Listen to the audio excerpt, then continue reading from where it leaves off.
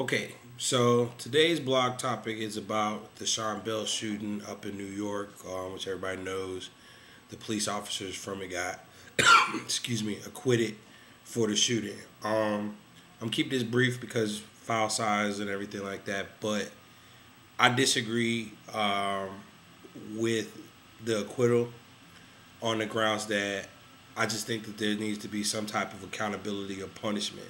Now, before I posted this, I went and did my research on it, and apparently the judge, because they didn't have a jury trial, let them off because he didn't believe the witnesses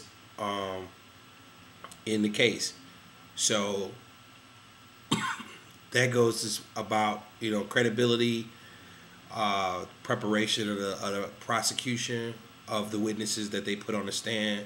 Maybe some poor decisions there, but there seems to be from industry, legal insiders or analysts, a consensus that putting these, police officers in jail based off of the testimony of these witnesses that the prosecution presented would have been a mistake. So to me, that sounds like they were really, really bad witnesses. So if that's the case, I understand if the prosecution didn't prove his point. However, I don't think that there needs to be a hell of a lot of witness testimony on it. I know that people can lie, but numbers don't. 1 + 1 is always going to equal 2. And 50 shots fired from 3 officers when it really only requires 1 shot to kill anybody, if not disable them or harm them, is unacceptable. It just is. You don't need to do that. I read in an article that one of the officers that fired 31 shots emptied his clip, took a clip out and reloaded it, started firing again.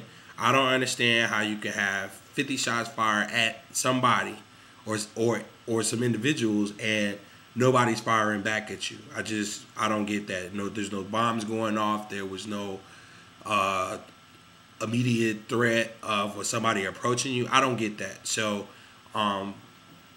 again, I disagree with the acquittal because I do think that they need to have some form of punishment. I don't know what that would have been. I just disagree that they should have got off scot-free at this level. Now, there remains some penalties that maybe the police force will, put on them, but I don't think that that's going to happen just because the police officer union, things of that nature already seem to be backing them pretty heavily.